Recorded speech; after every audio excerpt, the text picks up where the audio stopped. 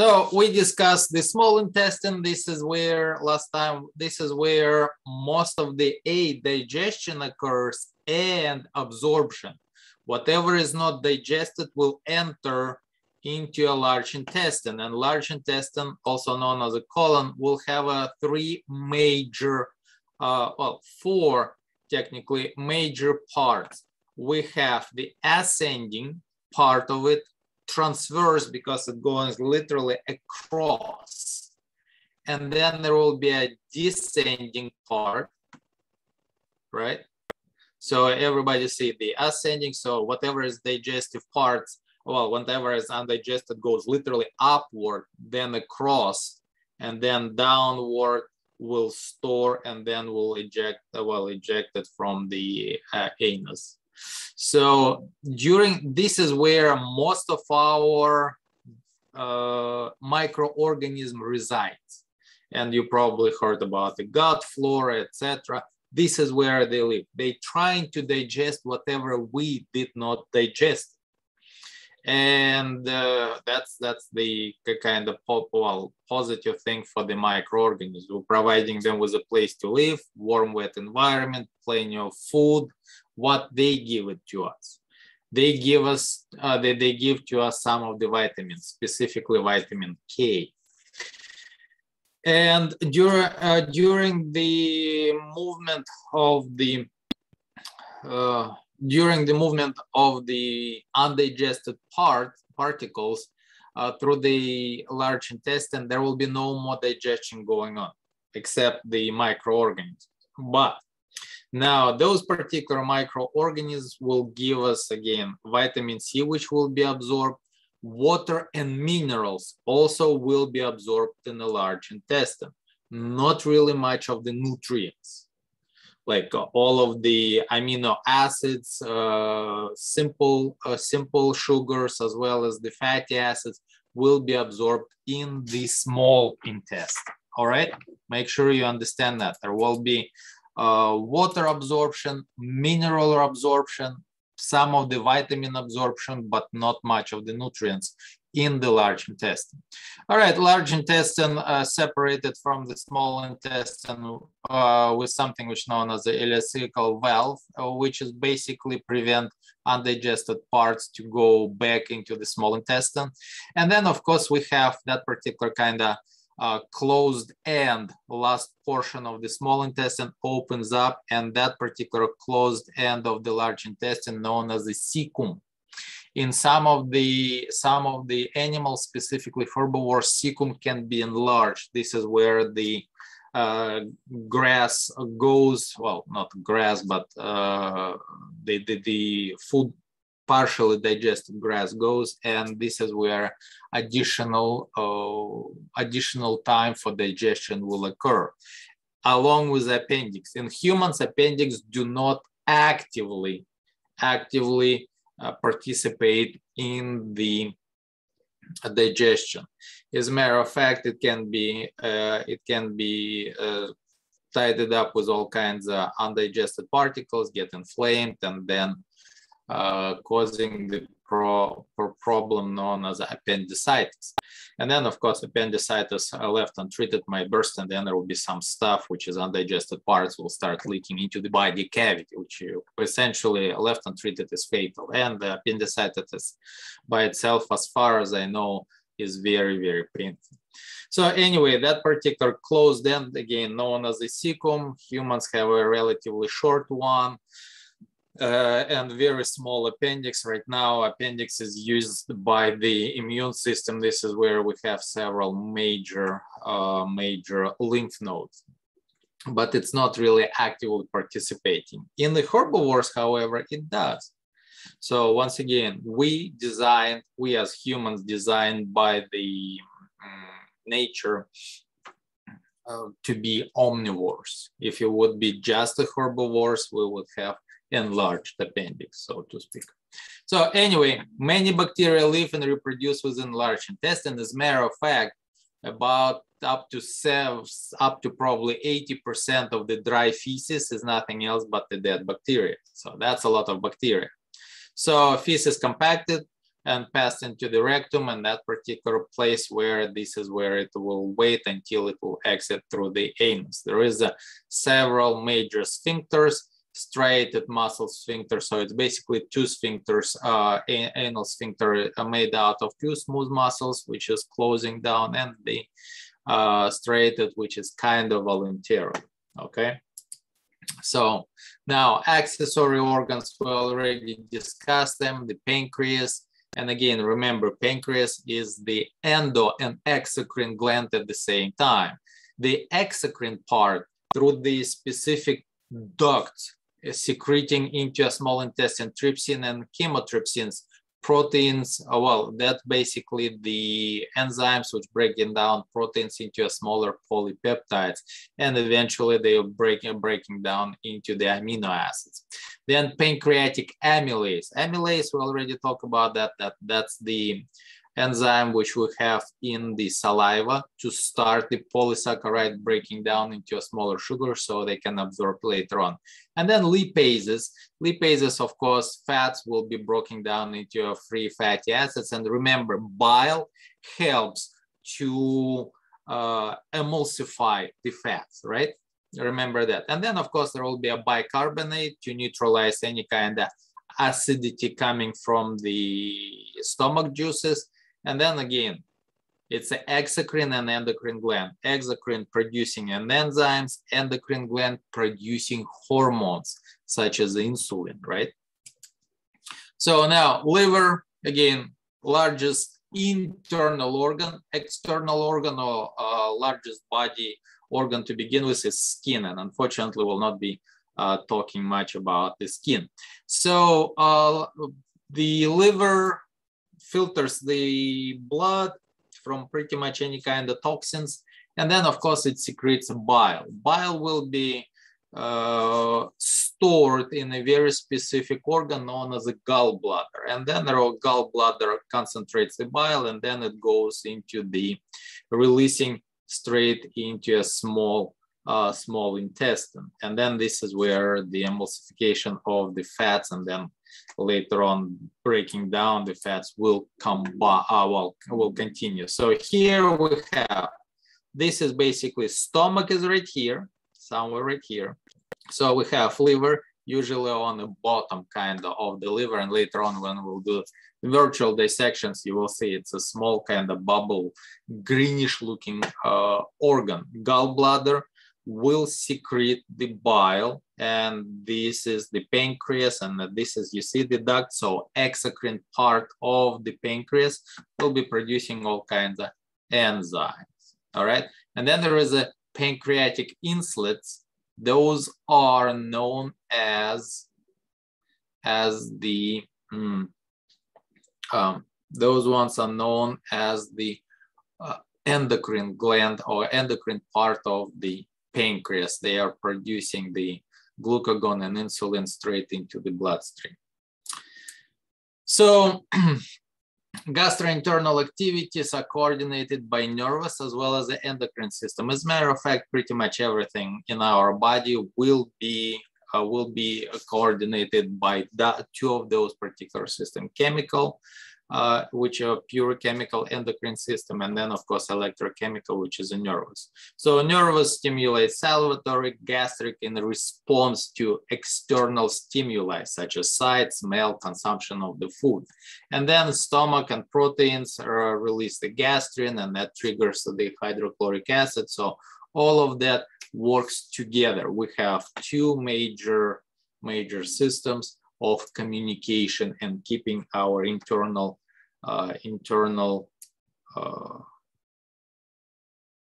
environment more or less the same, homeostasis, right? So now we have several major hormones. Don't really have to worry about that, but basically there is a secretin, stimulates the secretion of the pancreatic bicarbonate.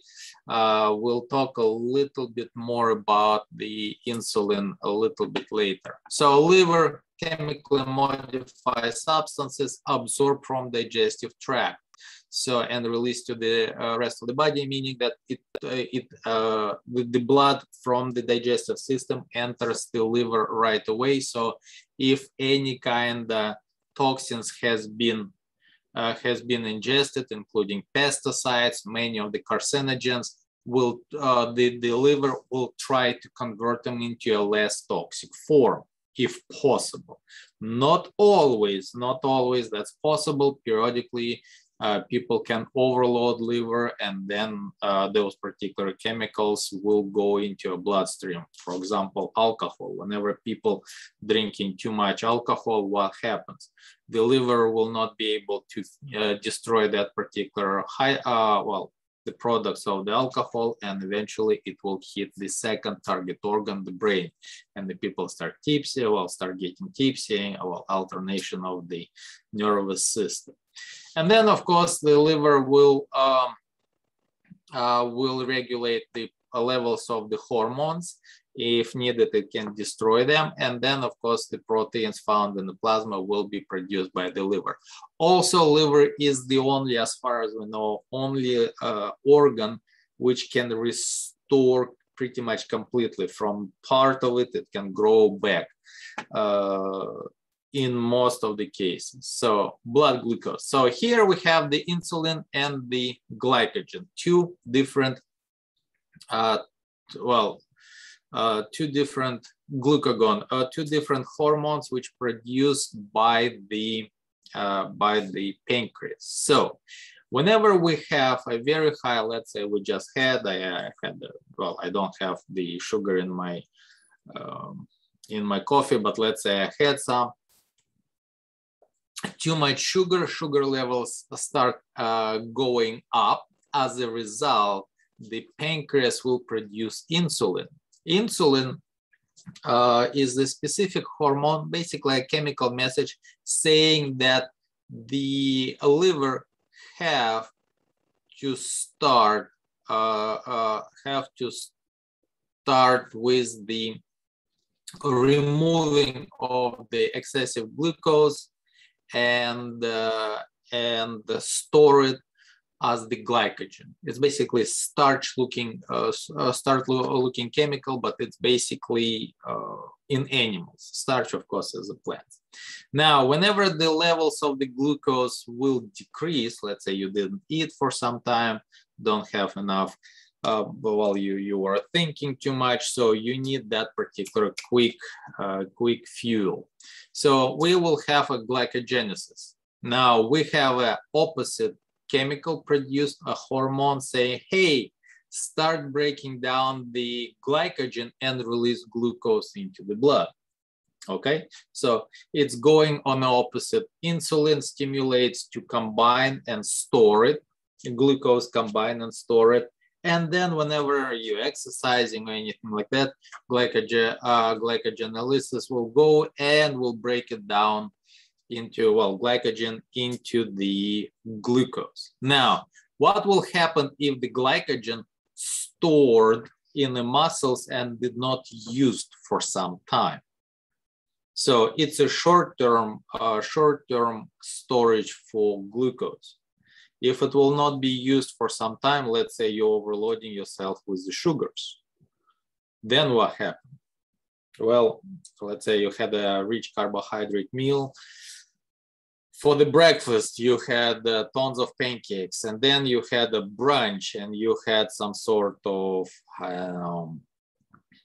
pasta. And then you had more of the lunch or late lunch, and you overload yourself again with pizza. And then you had the dinner and you decide to go and eat more pasta. So excess of glucose constantly. So over a period of time, if glycogen is not used up, because the levels of the glucose are fairly high, it will be converted into a fat. All right. So liver can convert other molecules into a glucose, so glucogenesis, and this is where we start talking about any kind of keto diets, etc. This is when, for example, whenever you're not using the carbohydrates, but you are using the proteins, which will be converted into a glucose. But whenever you're converting it, you have to use an extra steps and extra energy. As a result, you will be losing some of the weight. Long term, it's not a really good overall. It's not a very good, not a very healthy conditions. But well, if you decide to go all of those Atkins diets and whatever, it's well, if it works for you, that's wonderful. But again, long term, it's you better to have something balanced. Balanced meal is always the case. X amount of carbohydrates, X amount of proteins, X amount of fats. So metabolism, eating carbohydrate-rich meal, increasing blood glucose, so insulin secretion will be produced. So insulin will tell, it's a message, chemical message, to say that that particular glucose needs to be formed or captured and form the glycogen. So in the liver. And then whenever we have a decreasing in the glucose, we start saying the glucagon secretion, which will go and start breaking down the glycogen in the into the glucose. So here we go. In this particular case, several major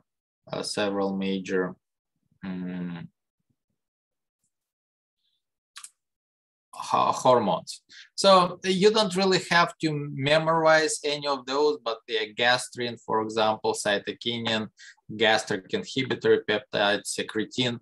But in this particular case, as you can see, it's all of them are protein type of the hormones.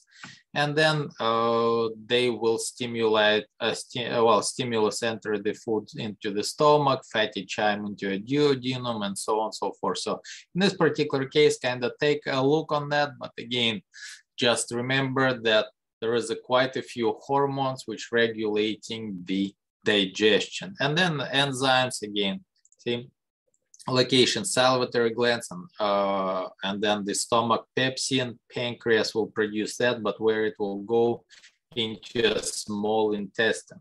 So all of that, as you can see, will be digested in the small intestine. All right, and later on the products will be absorbed. Okay, so energy, what exactly we have? Basically, energy is, well, minimal amount of energy is consumed under resting conditions, and then of course more active you are, more energy it will be required. So now those particular food particles, the one which we just created, where they will go to, all of that particular product, they can be used as the form of energy or source for the raw materials. The cells need those particular raw materials to build up the DNA, proteins, and so on and so forth. And in this particular case, we have a very interesting hormone known as a leptin. Leptin is basically key to appetite control, produced by the adipose tissue, and basically it is located in the the receptors in the hypothalamus. This is what tells you that you are hungry, essentially. And then, of course, reduces leptin signals to intake the food. Research on leptin still ongoing. We're not really sure how exactly it works. Otherwise, it would be kind of nice that, let's say, and once again, every time you're hitting the hormones or balancing of the hormones, you need to be very careful because, again, skewing it's always some sort of balance, and skewing one level will affect quite a few other things. And we'll discuss that a little bit more in detail when we'll discuss the endocrine system. So other hormones, we already talked about those. Feeding activities, melanocyte stimulating hormone, which is suppressed. There is several of them. So we're not going too deep into that. And again, in most of the cases, hypothalamus and pituitary would be the two major endocrine organs which will be responsible to react react on the hormones or presence of the hormones. Essential nutrients, extremely important. essential means that we cannot produce them. And for different species, it will be a different essential nutrients. We cannot produce a particular nutrient. For example, we cannot make out of a glucose a specific amino acids, or we cannot produce a specific vitamins. For example, humans cannot synthesize vitamin C. We cannot. We lost the ability because in our ancestors, they had a fairly nice food with the high level of vitamin C, any kind of plant food, so to speak. As a result, we cannot consume we cannot produce vitamin C. We need to consume it with our food. Not enough vitamin C in your diet over a longer period of time will produce an issue known as the scurvy, right? Vitamin C, the lack of vitamin C. Amino acids. Human will require 9 amino acids. How many amino acids in our proteins we have? 20 plus, right? So half of them we can synthesize out of glucose, out of another amino acids, etc. But 9 of them we have to consume with our food. No amino acids in that, specific amino acids in that particular food you're consuming. Let's say you are only on the rice diet.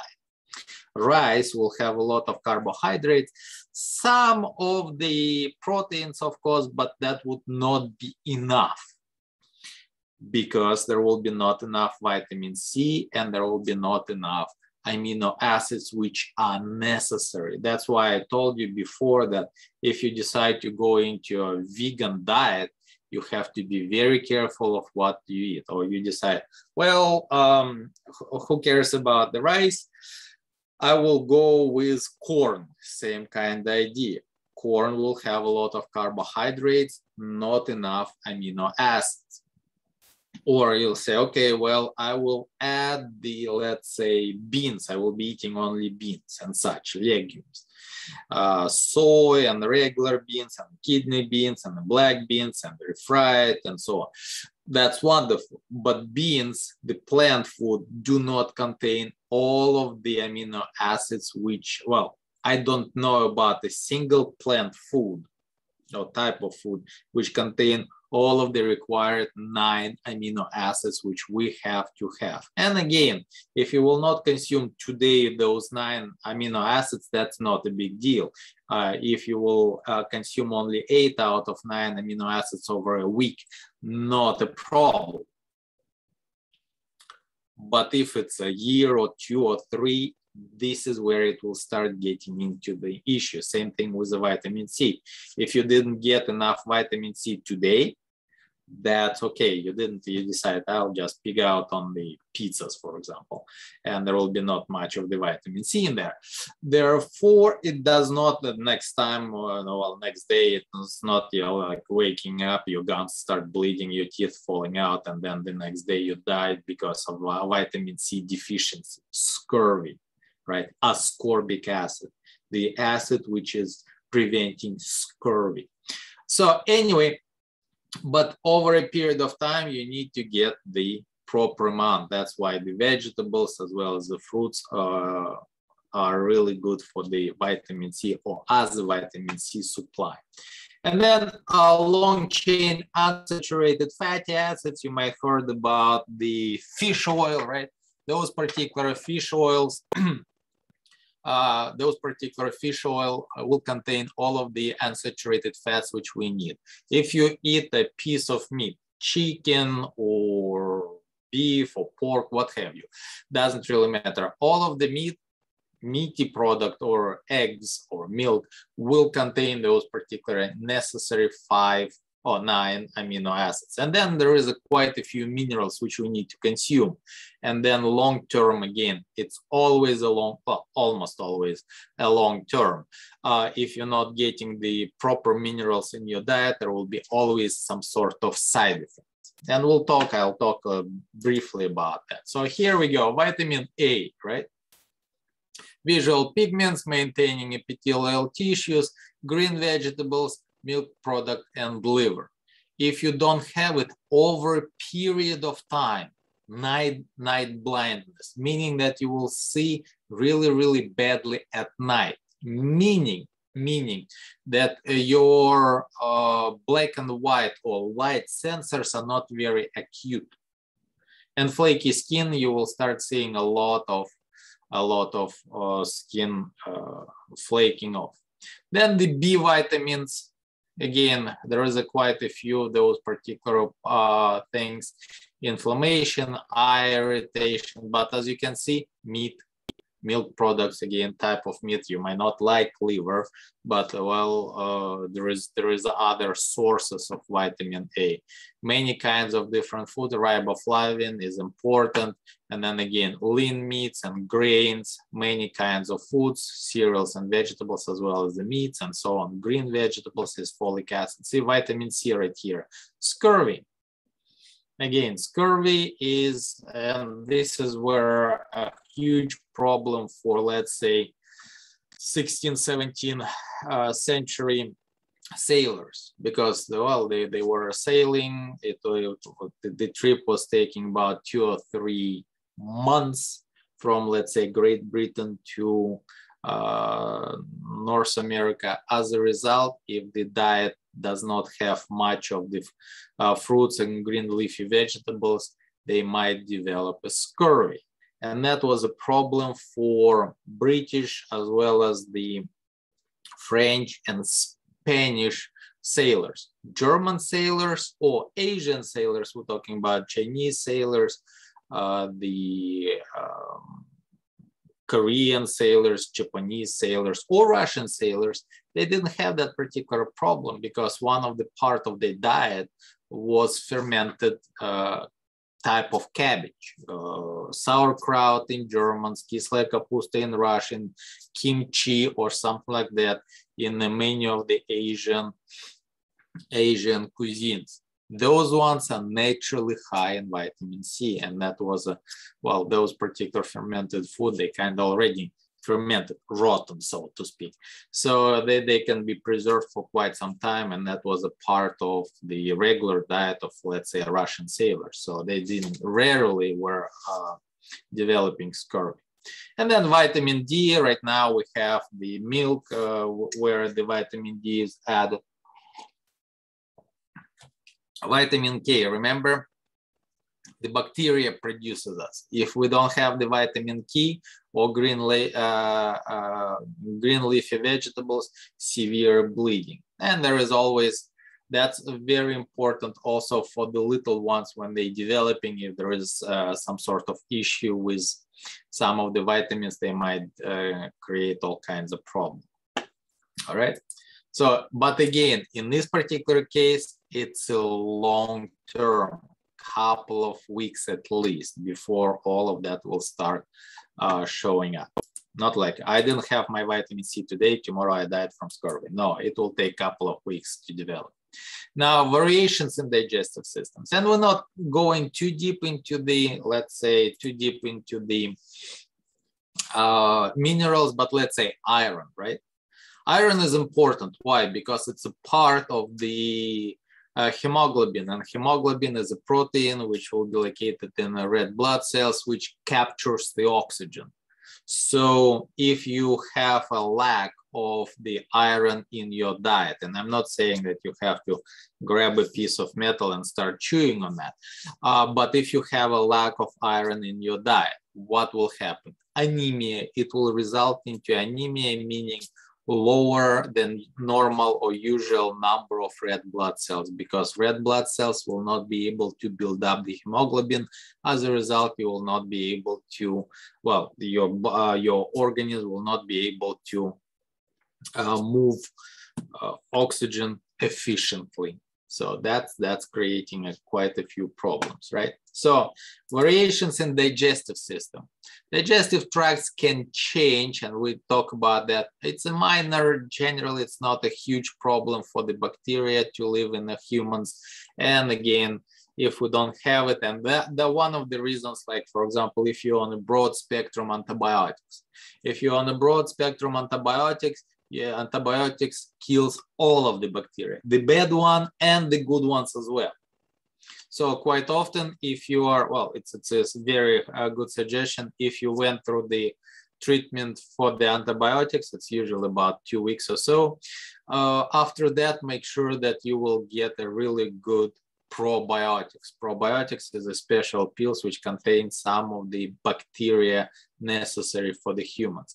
But bacteria, once again, they do not help us much with the digestion. They do help us with the vitamin K, but we can get the vitamin K from somewhere else.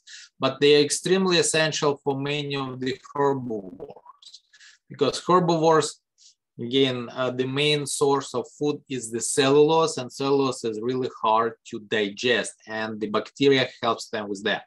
So let's kind of take a look on that.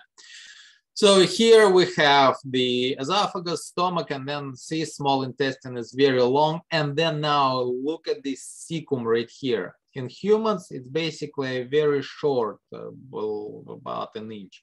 In this particular case, the bunnies have a very, very long cecum. And in addition to that, you might or might not, well, it's known as a non-ruminant herbivores. Quite often, what they do, they will have the food process go through, expelled through the anus, and that's the first level of feces, and they will consume them again. The first level of feces, and it will go again, and then there will be a secondary feces. Those ones will be, well, this is where the cellulose will become completely break it down. So those ones are herbivores. Here we have a ruminant herbivores, the deers and the cows, etc.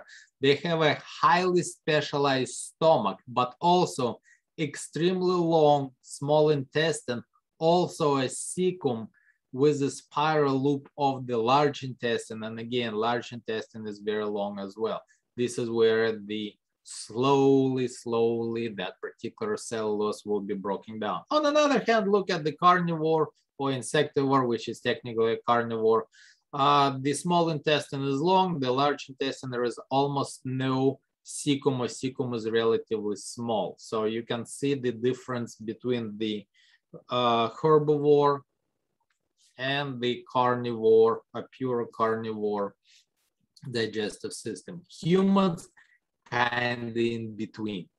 We don't have that super long digestive system, but not as short as the typical predators. So we are kind of a typical carnivore. We are in the middle. We are made by the nature of God, whichever. Well, to be an omnivores, we have to have some of the meat, but also some of the plant food as well. So ruminants will have something which known as a four-chambered stomach, rumen, reticulum, amassum, and then the abomassum.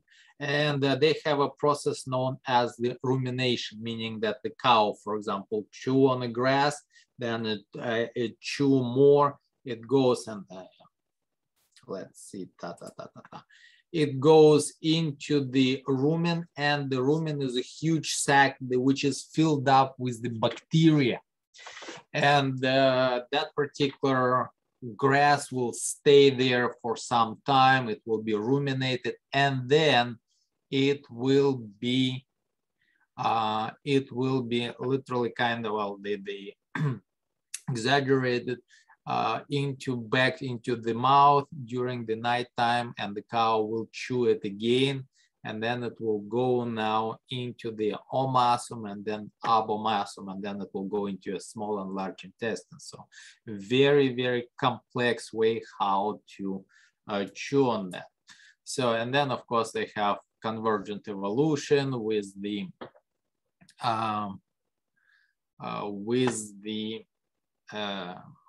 bacteria. So now we have some of the amino acids in the creatures which are predominantly herbivores. All right. Now, yes, coprophagy. Copros, of course, means that that's the feces. Phagy means eating.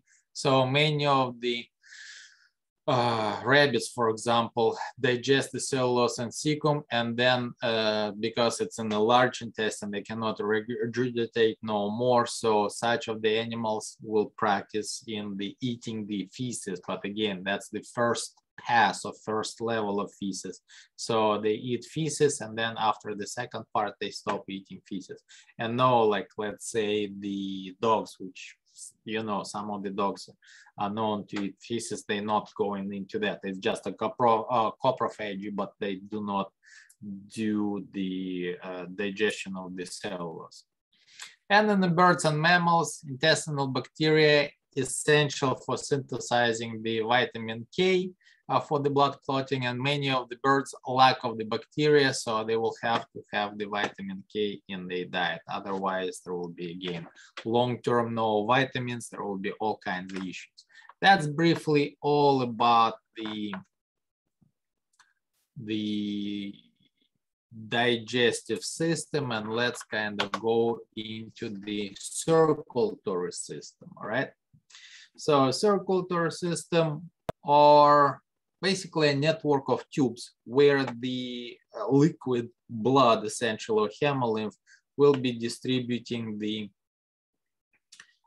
nutrients to the tissue and taking the tissue, taking any kind of waste from the tissue. So in this particular case, some of the creatures lack of the circulatory system. They're relatively small, sponges, relatively thin, cnidarians, can be long, can be large organisms. One of the largest organisms on the face, some of them can, well, some of the jellyfish can reach several, well, at least dozens of feet. But in this particular case, and we talk about the flatworms, lack of separate circulatory system, but generally they stay flattened, so the nutrients can get through the tissues, and then in many cases that the waste will be expelled passively. Something which is known as a diffusion. However, remember, cnidarians will have that particular gastrovascular cavity, so it's relatively large. Then we talk about the flatworms. They have extremely intricate digestive system or gastrovascular cavity, so it's using the gastrovascular cavity gets to all the parts of the body of the flatworm in order to supply it with the nutrients. And then, of course, we already talked about the flatworms. They started with simple excretory system, the flame cells. So, and then, of course, the nematodes around worms generally stay relatively small. We don't have nematodes the size of the human being. Yes, so a few inches long, about 10 inches long. Yes, it's possible, but generally stays small because of the the rates of diffusion. All right, but multicellular creatures, in order to increase their size, have to have some sort of circulatory system. So if there is no circulatory system, such as cnidarians and the sponges, gastrovascular cavity, and then of course in the nematodes, pseudoxylem, false body cavity, which is filled up with the liquid, and this is where the liquid kind of circulates a little bit and helps them with the movement of the nutrients as well as the waste to the tissues and from the tissues, but generally they stay relatively small or long, flattened, or anything like that. So as soon as we start talking about the large, relatively large animals, not microscopic no more, we'll end up with the need for the organism to exchange the nutrients and the waste within the body. As a result, they have to have some sort of circulation. And then there is two major types of the circulatory system. One of them known as the open circulatory system, and then there is a closed circulatory system, and we'll talk about that. And more than that, there will be a question on the test, on the upcoming test number 4, there will be a question about open and closed circulatory system. So there is no distinction between circulating and the extracellular fluid. What's the distinction? Well, the blood, in our particular case, the blood is different. It contains different cells than the extracellular fluid in our tissues. In the closed circulatory, and we have a closed circulatory system, we have the blood, and then we have the specific lymph, right? Which is the essentially the liquid of the extracellular cellular part of most of our tissue. So make sure you understand that. There will be a question regarding that, and I would need the examples, of course. So, examples of the animal. So in this particular case, the water, sponge, no circulatory system, hydra, and the nematode, a flatworm. This is a roundworm, but the nematode, the flatworms also don't have a circulatory system. So the water brings in the oxygen and the nutrients, and then there will be a tiny little bitty cells which are moving around, and essentially it's like two-layer part. That's pretty much it. And then the water will be removing any kind of waste with the help of the diffusion. Now, with the hydra is generally relatively small. The largest ones will be about ½ inch or so. So what will have? The water comes into a gastrovascular cavity, and it will help the circulation of the water, will help to distribute the nutrients and remove any kind of waste out. Now, in this particular case, remember, the nematodes come up with the first complete digestive system, with the mouth, and then the tube, and then the anus. So now we have the digestive system works relatively well. It moves the nutrients in, and they're staying relatively small. So simple diffusion is more than enough for them. Now, here we have the open and closed circulatory system. What is the difference? Here we have the insects. Here we have, well, arthropods essentially have the open circulatory system, and then the closed circulatory system would be in the segmented worms. Everything starts with the pump, or several pumps, hearts, right? It pumps the liquid out of the heart, out of the pump, and that would be the blood vessels known as the arteries. Please remember, arteries are blood vessels which taking the blood away from the heart. Make sure you understand that. Doesn't really matter what kind of blood it is. It's a blood vessel which takes blood away from the heart. That's an artery. Artery away. Okay? Vein, any kind of vein, takes the blood toward the heart, right? W, yes, I know. But still, toward the heart is the vein. Away from the heart, artery. Please do not tell me artery has the arterial blood, vein has the venous blood, or artery has the high oxygen blood, highly oxygenated blood, a vein has deoxygenated blood. In most of the cases, yes, but there is a huge exceptions from that. In our body, we have something which is known as the pulmonary arteries. The arteries which taking the blood away from the heart toward the lungs. They carry deoxygenated blood. Artery, but the blood is deoxygenated. And then we have something which is known as the pulmonary veins. They taking the blood from the lungs toward the heart, so they are veins, but it's a highly oxygenated blood. So once again, don't give me that. There will be a question on the test. Arteries, the distinguish between arteries and veins. So in this particular case, artery is a blood vessel which taking the blood away from the heart. Okay? And then the vein takes the blood toward the heart. No matter what kind of oxygenated, deoxygenated blood they have. Don't confuse yourself. Don't try to confuse me. Artery away, vein toward the heart, toward the pump or several pumps. So Going back into open closed circulatory system. Heart, artery, it starts branching out, and then the blood literally gushing out. Out of what? Out of the circulatory system into the body cavity.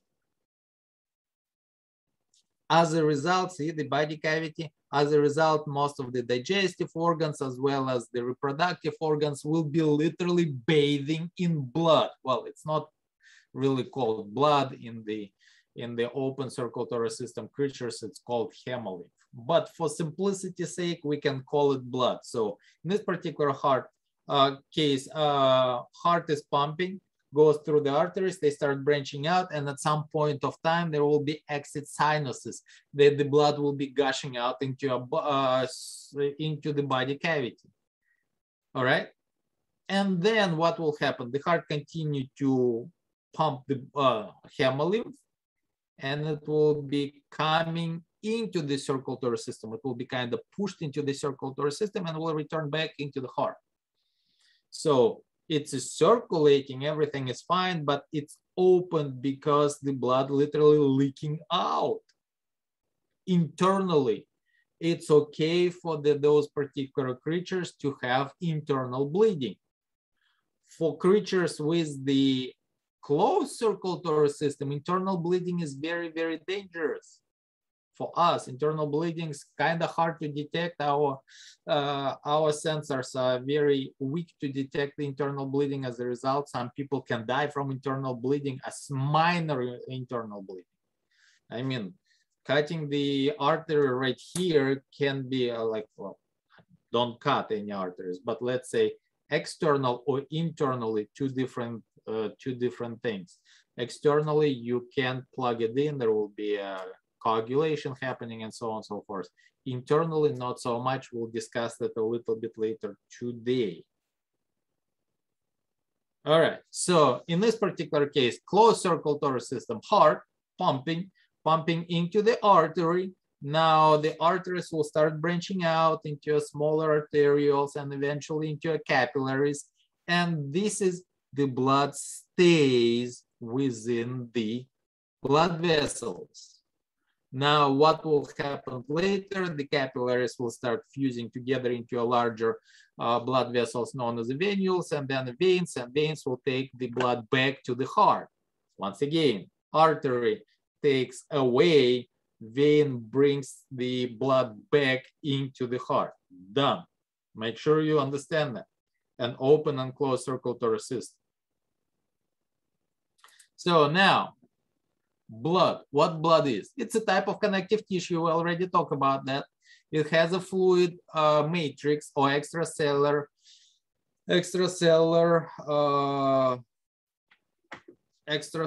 matrix known as the plasma, and then where we'll have a bunch of different cell types which kind of hanging in there. So the major function of the blood will be transportation of what? Of the nutrients, oxygen to the tissues, removing carbon dioxide, but still transportation, and the waste from the tissues.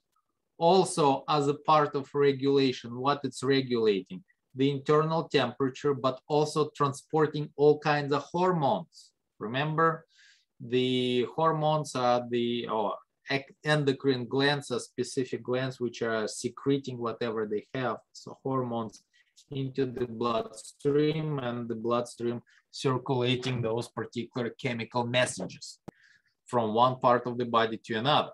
And then there is a protection, of course. Protection from what? From any kind of invaders. External, internal, doesn't really matter. Bacteria, viruses, will have a fairly fine-tuned immune system which can recognize the foreign body and hopefully destroy it. Okay? And of course, it's a learning system. So this is the three major functions of the blood. So now let's take a look. If we'll keep the blood, if we'll draw the blood and we'll let it in a test tube over a period of time, a relatively short period of time, within 10 minutes, we'll see that it will settle down. we'll have something which known as the cell elements and then the non-cellular elements of the blood. So extracellular matrix, plasma, and the cellular component. So plasma is about 55–60% of all the blood, where the cellular component is about 45% of the blood. Why the blood is not settling down in us, in humans, or in our body? Why it's not separating into cellular components and the plasma? Because of the heart. Heart is constantly pumping. Pumping of the blood mixes up the blood, so we will have that and that mixed up. So now, red blood cells are the most common cells in human body. Somewhere between 4 to 6 millions of those particular blood cells in the cubic millimeter. What is millimeter? Roughly 1/25 of an inch. So 1/25, 1/25, 1/25 have 4 to 6 millions of those red blood cells. A lot of them. They're responsible to do what? Carry oxygen. Then, of course, we have the white blood cells. And again, look right here. The white blood cells do have a nuclei. The red blood cells do not. And then the platelets, about 300, well, 150 to 300, responsible for clotting blood. And the white blood cells are responsible for what? Of course, you know, they're responsible for a main immune response, right?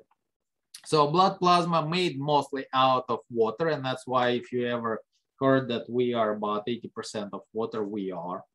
So blood is made out of water, but also there is several major proteins, and specifically look at this one, fibrinogen.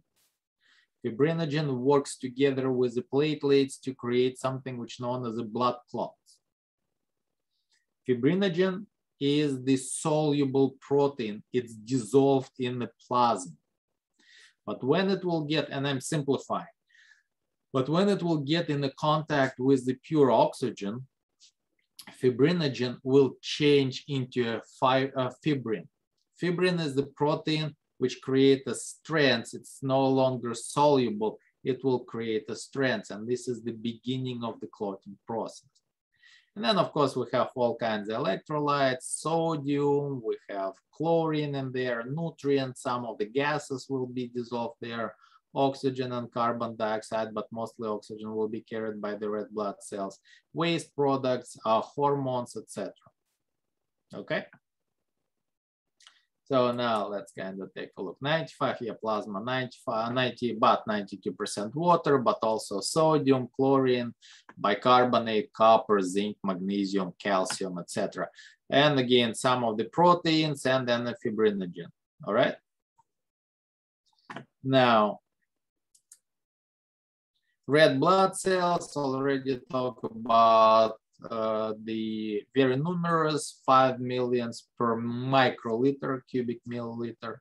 And then mature mammalian erythrocytes lack nuclei. But if you, for example, take the chicken blood or frog blood and look under the microscope, or the, let's say, lizard blood, their red blood cells do have, they have the nuclei. Okay, the main idea why it's red, because they contain hemoglobin. Hemoglobin is the protein which carries, well, binds and transports oxygen. In the center part of that particular protein, we have iron. That's the reason why the blood is red, because of the iron. Some other animals, let's say horseshoe crabs, they do not use the iron in the hemolymph. They're using something in the blood. They use something which is known as a copper. And the copper, or compounds of the copper, kind of bluish turquoise color. As a result, the horse or horseshoe crab literally have a blue blood. All right. Okay, white blood cells, also known as the leukocytes, less than 1% of all of the blood cells, majority, 99% would be the red blood cells. are larger, they can migrate from the capillaries into the tissue fluid. If there is a special sensors, well, they have a special sensors, and they can, if they can sense some sort of inflammation going on, they will exit the, well, they kind of slide between the cells of the capillaries and move into extracellular space, into a lymph, and then they can return back into the bloodstream. Granular leukocytes, neutrophils, eosinophils, basionophils, don't really have to worry much about that, but there is two major ones, monocytes and of course lymphocytes. So I think that way, here we go. So cells, the platelets apart. So what will happen? Look right here, damage exposed to surroundings. So we start seeing that there is the blood start gashing out, right? And this is where the platelets become adherent, become sticky. They start forming the clot. Also, during that particular time, we have the fibrinogen will change into a fibrin. And that particular fibrin, again, fibrinogen is soluble, and then the fibrin is not. Fibrin will start creating that particular kind of mesh where the red blood cells will start clogging up and will stop the overall any kind of puncture. Of course, that would be the smaller ones. The large one, you'll have to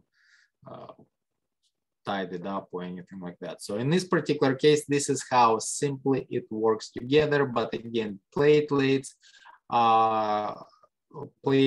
have a very specific function of creating the clots. Once again, one of the very important part which changing the thrombin and fibrinogen into a fibrin is the presence of oxygen. So in the atmosphere, we have the oxygen, a tiny little bitty cut. I have a cut right here, right now on the finger. So what will happen? The platelets were exposed to the oxygen, which changed the chemical composition, and they created the fiber. So all of the cells, all of the blood cells, no matter what, start in the red bone marrow. Those ones are known as the pluripotent stem cells, the blood cells. And then, of course, majority of them will turn into a red blood cells, and that's why the bone marrow known as the red, because they are going into the, or they will evolve, mature into a red blood cells.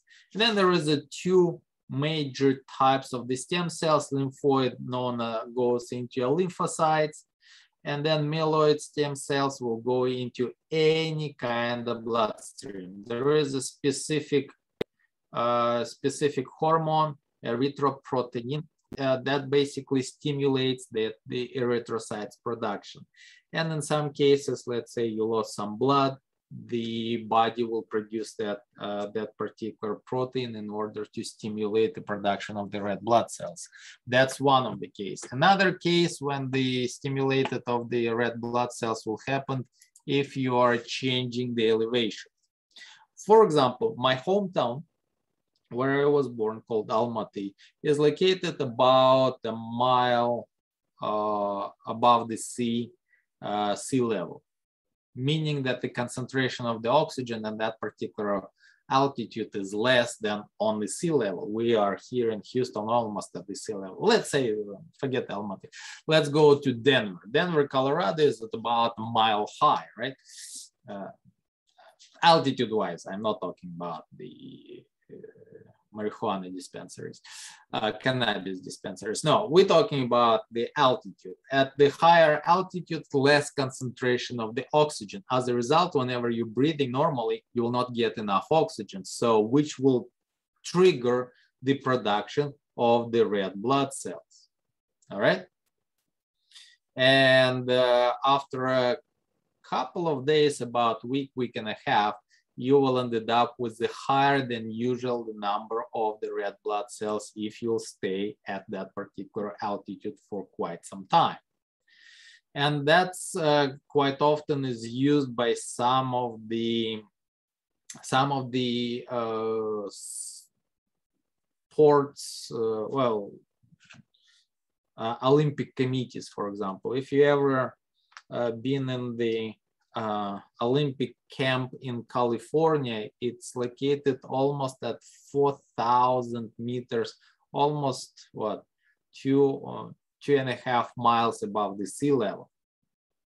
That's a sports camp, Olympic sports camp. Why? Because the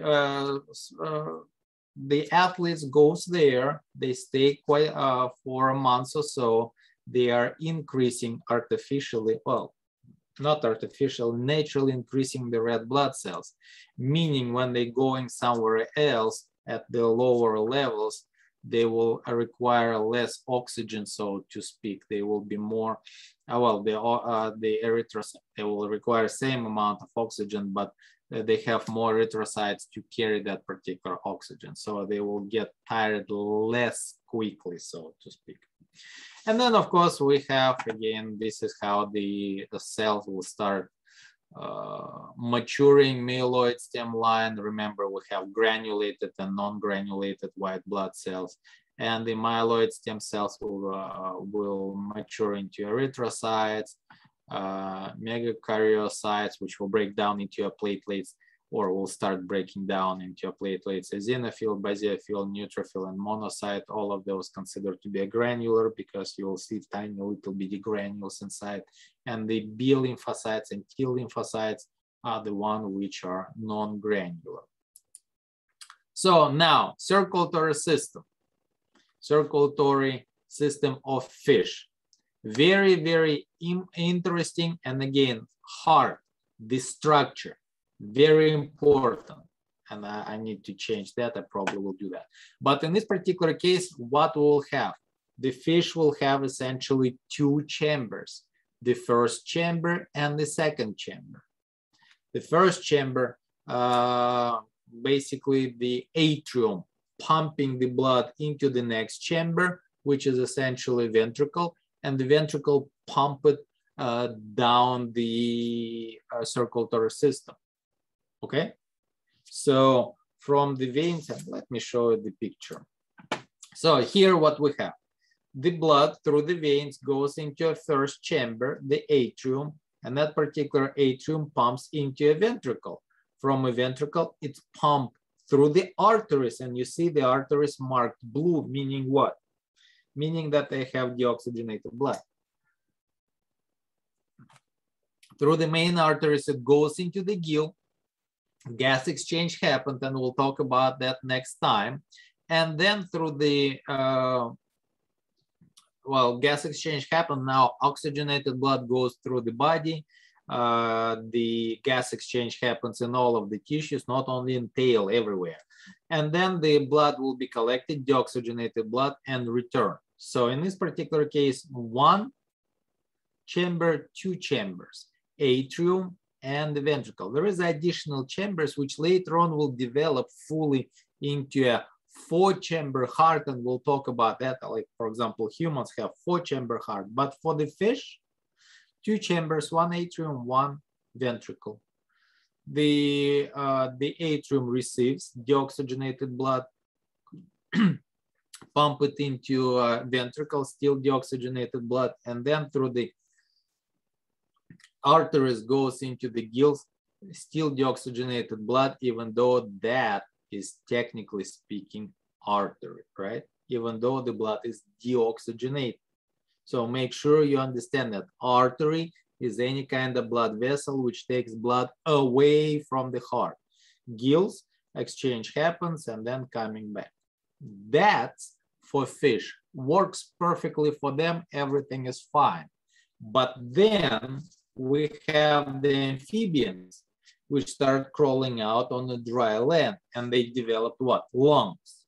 So now, instead of one systemic circulation, we have two circuits. So this is one circuit, from the heart to the gills, through the body and back to the heart. Now, this is one circuit. Single circuit, two-chamber heart, everything is fine. Amphibians had to improvise because when they had to pump the blood into the lungs now and then back to the heart, so now oxygenated blood will go all around the body. So two circuits, the pulmonary and the systemic. Here we're looking only at systemic in the fish. Now, yes, with the lungs, required a second pumping circuit, so-called double circulation. We have a double circulation. Think about it. Our blood goes into a right atrium, right ventricle. From the right ventricle goes into the lungs. The gas exchanges. The gas exchange, well, carbon dioxide goes out, and then the oxygen goes in. And then from the lungs goes back into the heart. Now the left side of the heart, left atrium, left ventricle, and then throughout the body. So now we have a pulmonary circulation, which takes from the heart to the lungs and back into the heart. And then the systemic circulation from the heart all around the body and back into the heart. Okay? So amphibians ended up with 3 chambers. They have 2 atria and 1 ventricle. The problem is whenever we have one side, the right side of the atrium, the right atrium pumps the deoxygenated blood, while the left atrium pumps oxygenated blood in the same ventricle. So what happens? The blood mixes. Generally, in the ventricle, they have a partially oxygenated and partially deoxygenated blood. Not the very best way to do it. Reptiles, very similar, but they start having a partial separation in the ventricle, kind of in the middle. So whenever it contracts, the separation separating the right side and the left side, deoxygenated and oxygenated blood. All right, but it is important, yet it is incomplete because within the ventricle, the blood kind of mixes. So very important, especially in amphibians. That's why they had to get additional oxygen, mostly through the skin. In the reptiles, there is a septum, and we'll have the very nice models I'll show to you during the lab next time. So here what we have. Now we have a right atrium, left atrium, and same ventricle. So whenever deoxygenated blood comes from the right side, oxygenated blood comes from the left side. And here the blood mixes up. That's why that particular color is kind of purplish, right? But in this case, look, what will happen? All of the blood will be collected, deoxygenated from the body, and enters the right side of the heart. You can say it's not right, it's a left, right? Everybody see it left? Yeah. It's because we are looking on the opposite side. It's like if you're seeing the person which is standing right next to you, facing you. My left side would be his right side. So same kind of idea, mirror image, so to speak. So in this case, the right side, the blood deoxygenated, see, very blue, comes on the right side, and then it will be pumped into the ventricle. From the ventricle, it will go through the pulmonary arteries into the lungs. And this is where the blood will exchange the oxygen and carbon dioxide. Now, oxygenated blood comes back to the heart from the lungs. That's the vein, even though blood is oxygenated. And now in this particular case, it pumps into the left atrium and then into the ventricle. Blood mixes up and then will be pumped throughout the body. Not extremely efficient way, but this is what we have. This is the beginning.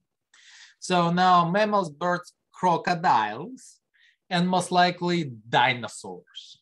A majority of the dinosaurs have a 4-chamber heart. Now we have a deoxygenated and oxygenated blood completely separate. 2 separate atria, 2 separate ventricles.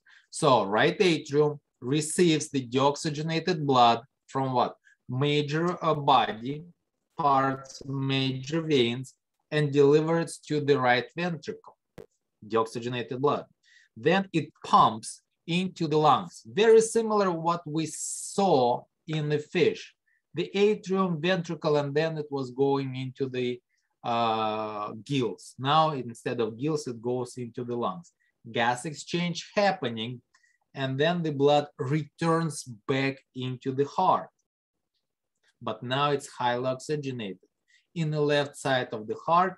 So now we have left atrium receives the oxygenated blood, pumping it into a left ventricle, and left ventricle contracting, sending it all the way through the body. And of course, the left ventricle would be the strongest part because the contraction have to create enough pressure to send the body circulating along the whole body, right? Against the gravitational pull. So this is what we're start talking about, the circulatory system. So right side, this is the separation between the right ventricle and the left ventricle. So let's kind of take a look. The vena cava, two largest, well, anterior and well, superior and inferior vena cava, brings the blood from all of the body toward the heart, so definitely veins. So, and it sends the blood into the right atrium. From the right atrium, it will pump deoxygenated blood. That's why it shows blue. Technically, it's not blue, it's kind of darkish purplish, not enough oxygen, or not too much oxygen in there. Sends into the right ventricle. From the right ventricle, it's exiting, you see? It's exiting the blood. So that is the artery, something which is known as a pulmonary artery. Pulmonary artery will split into a left and right pulmonary arteries, and then still artery, even though deoxygenated blood. Why it's artery? Because it takes the blood away from the heart, moving into the lung, gas exchange happening. Now look, we have oxygenated, the highest concentration of oxygen possible coming through the veins. Why they are veins? It's oxygenated blood because they takes the blood toward the heart, specifically the left side. Left atrium, left ventricle, and sending it through the aorta throughout the body. Two circuits. All right, make sure that you know that, and we'll go over the valves and the structure in the lab as well. So in this particular case, this is the overall kind of evolution of the circulatory system. Two-chamber heart, and we have all of the fish, the jawless, the cartilage, and the bony fish have two-chamber heart, and they fine with it. And then we start having a three-chamber heart, and this is for the amphibians. The reptiles still have a three-chamber heart, but there will be a separation, a partial separation between the left and right side of the ventricle. So whenever it contracts, the blood more or less separates. Now, in this particular case, so some of the reptiles will have kind of 3.5, if you want to, 3.5 chamber heart. Now, the 4-chamber heart of the birds, and well as the crocodilians, and remember dinosaurs were somewhere here, and the 4-chamber heart of mammals evolved differently. But again, same idea, to have the separated, the deoxygenated and oxygenated blood in the heart to make them sure, well, to make sure that we have a relatively efficient way to circulate the blood, specifically through the large systemic circuit separation. So again, those ones evolve differently from the birds, but the same idea: higher energy and higher energy requirements had to kind of put the main idea separation of the blood in the heart. Okay, so, and we'll stop right here for today. We'll stop with anatomy of the heart. We'll discuss that a little bit later, specifically the valves. Valves are the things or structures which will prevent the backflow of the blood. And we'll talk about that later on. Right now, I'll stop. I'll give you, as usual, a couple of minutes to prepare for the lab. labs should be already in the lab folder, and we'll continue with the lab. And today lab will be relatively short. It's called digestive, so very, very easy.